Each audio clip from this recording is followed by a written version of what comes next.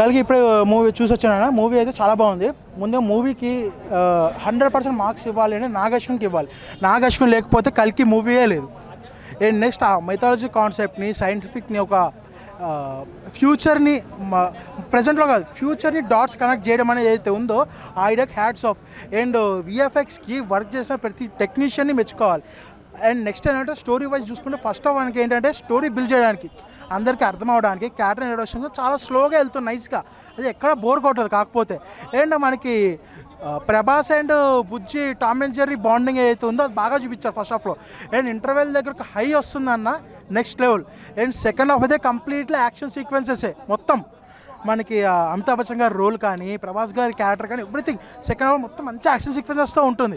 And ఆ climax అయితే ప్రభాస్లో never ever seen అవతారంలో చూస్తారు ప్రభాస్ని అయితే. అవైతే స్పాయిలర్స్ మాత్రం మీరు ఎక్కడా ఇవ్వకండి. అండ్ ఓవరాల్గా మూవీ అయితే మాత్రం ఓవరాల్ నేనైతే 5కి 4 ఇస్తాను రేటింగు. అండ్ ప్రభాస్ని మైథలాజికల్ కాన్సెప్ట్స్లో కరెక్ట్గా యూటిలైజ్ చేసింది ఏదైనా డైరెక్టర్ ఉన్నారంటే నాగశ్విన్. ఒక మెట్టు ఎక్కేసాడు అయ్యా. రాజమౌళి కంటే నాగశ్విన్ ఈ కల్కి సినిమాతోటి ఒక మెట్టు ఎక్కేసాడు.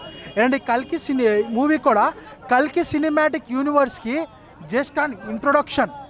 అసలు కథ ఇంకా ఉంది. అండ్ కమల్ హాసన్ గారి క్యారెక్టర్ అంటే మన విలన్ క్యారెక్టర్, ఆయన కొంచెం సేపే ఉన్నాడు, ఆయన కూడా కొంచెంసేపు బాగా చేశారు.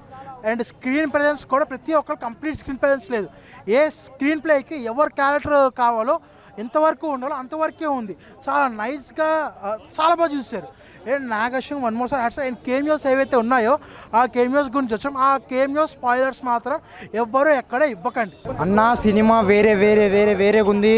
ఇలాంటి సినిమా టాలీవుడ్లో వచ్చింది అంటే నువ్వు కూడా చూసి షాక్ అయిపోతావు. అట్లుంది సినిమా, వేరే లెవెల్గా ఉంది. ట్రోల్ చేసేటోళ్ళకి ఒకటే మాటలు చెప్తున్నా, మామూలుగా ఉండదు. సినిమా చూడు, తర్వాత ట్రోల్ చేయి.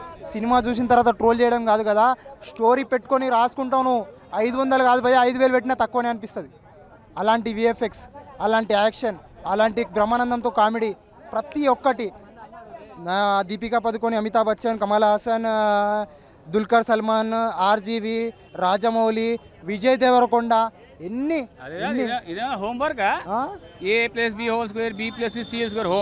దాని హోంవర్క్ బట్టి పడుతున్నావు. ఏం మాట్లాడుతున్నావు అన్న? నువ్వు ఏం మాట్లాడుతున్నావు? సినిమా ఎట్లా చూసినావు? ఎట్లా చెప్తావు చెప్పు. చెప్పు.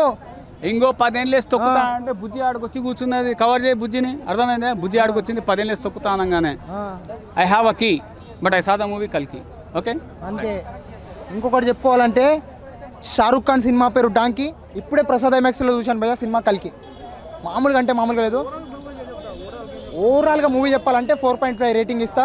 సూపర్గా ఉంది. మంచి డైరెక్షన్, మంచి విఎఫ్ఎక్స్, మంచి స్టోరీ, మంచి స్క్రీన్ ప్లే, ప్రతి ఒక్కటి ఉంది అన్న సినిమాలో. బ్రహ్మానందం కామెడీ గురించి మీరు పక్కా చూడాల్సిన సినిమా. బట్ దుల్కర్ సల్మాన్కి ఈ సినిమాలో మోసం జరిగింది, అది చూస్తే మీకు అర్థమైపోతుంది.